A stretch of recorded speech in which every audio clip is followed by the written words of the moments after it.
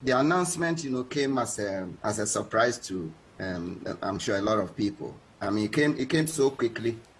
I would have thought that for government to arrive at this, decision, they would have done a lot more consultations with the Ghanaian public, because we are all part of this process. I mean, whatever decisions are going to be made finally will affect, Ghanaians. So I would have thought that the government would have done a lot more public engagement before coming to this decision. That is one. I mean, secondly, the announcement, is so short. I mean, as you read from the Minister of Information. And so it doesn't give us enough information as to, why we have decided to go to the IMF. I think some kind of explanation should be given to Ghanaians. I don't know whether that is going to come later, but the sooner we get it, the better. Is it because we are in a situation where people are taking different positions? Some people want us to go to IMFs, others said we should not be going and all that. So if government has arrived at this, decision, they should have given us enough reasons, to convince Ghanaians why they've decided to go to the IMF. That is also missing. So those are my preliminary remarks. I think we can go into more detail, as we go along. And I'm going to stay with you on the IMF for a while, because you've worked extensively with the IMF. So if you can just walk us through what happens next. Ordinarily, once a country starts formal engagements, what does that mean and what happens next? Okay. The IMF will always welcome a country coming to them, because that's the job that they do for their assistance. So I'm sure that very quickly they will put a team together and you'll send them down to Ghana to sit down with our authorities, and I believe that our authorities would have put together their own program, which they will take to the IMF. They will present to the IMF for consideration. I think that is very important. It is not good enough if they don't have their program and they expect the IMF to come and design their program for them. I don't believe they will do that. Okay, so they will go into the details, as to what exactly needs to be done. They will identify the problems that we are facing, and then also come up with solutions. But so they will negotiate between them. But I know, the IMF has a standard program. What they try to do is that now you are facing serious financial, crisis, imbalances in the economy. So the IMF program essentially is designed to, bring things into balance. Restabilize the economy, and then give you the kind of policy credibility that you cannot on your own secure it from the international community. Once the international community knows that the IMF is working with you, then of course they will give you the kind of trust or confidence that you need. I think the problem that government is facing now is that, even though some of us have suggested that maybe they should design their own homegrown program and they may not need to go to the IMF. I think the problem government is facing now is that they are not sure of the exact confines of the program that they will put together.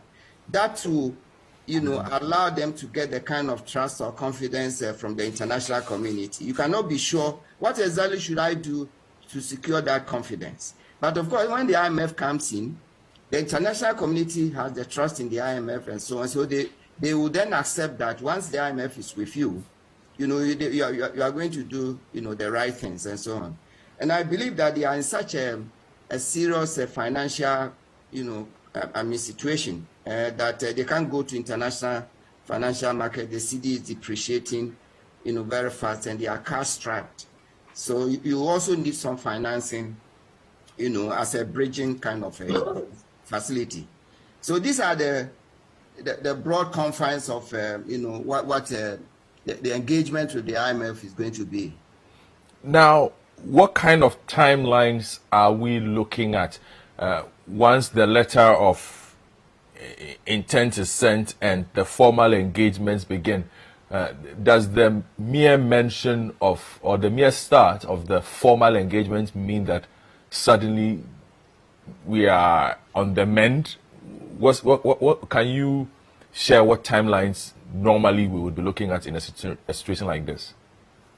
IMF is, they have the benefit of having information about you. You see, because we provide, periodic data to the IMF on the economy. So they know the economy, very well. So they know where you are. And I'm sure that even before government made this announcement, they have been having some kind of background kind of, engagement with the fund. So the way I know the fund, they will put together a team very, very quickly. In fact, in the next within days, at most 1 week, and they will come down. They will come down very quickly to have the kind of engagement with the government. But the point is that once you make this announcement, the markets then immediately, begin to, the announcement alone will help stabilize things, because once the markets know that, you are going to even be talking to the IMF and you are going to get a program of the IMF, at least it will help stabilize the situation a little bit. In other words, the kind of disinvestment that people are doing, and then you cannot have access to the international market, things will stabilize until, even though the putting together the program will take some time, at least you will get some respite, whilst you are doing the negotiations, from the kind of confidence and the trust that you are going to get from the international market. Now, let me put you in a bit of a squeeze, if you don't mind. What are your personal thoughts on this decision? Last month, the government said, no, we would not go to the IMF. 2 weeks later, here we are. Yes, if you remember, I had taken a position that we did not have to go to the IMF if only we would take some very bold measures. When we had made some suggestions, they're out there. So this decision came to us as I was already even preparing a press briefing for next week, where I was going to elaborate more on the things that we could do ourselves. Oh yeah, certainly. But you see, because we have everything. If you put the playback, that's some of the the speaking. I mean, the speeches that minister has made and the government. You will see that not long ago they were saying that we have everything. We have the resources. We have everything. To do things on our own. So how come that very quickly they've turned around and said, now we're going? Because we have the resources in this country, okay? If you look at our natural resources, we have abundant resources there. Why are we not tapping those resources? And even when it comes to revenue, we are not collecting enough revenue, okay? So why should we become suddenly so much cash strapped? We are not collecting enough revenue. The exemptions, the property taxes, illicit financial flows, invoicing of trade, and all, and the money laundering.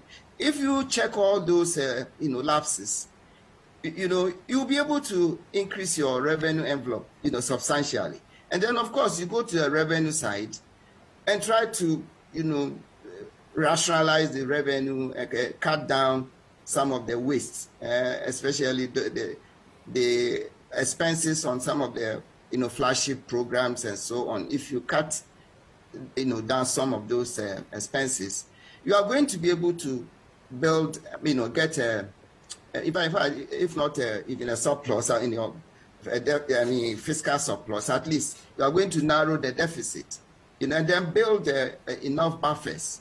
You see, the problem of this country is that we have not, over the years, built enough financial buffers, economic buffers. You see, so that's why we are in this kind of situation.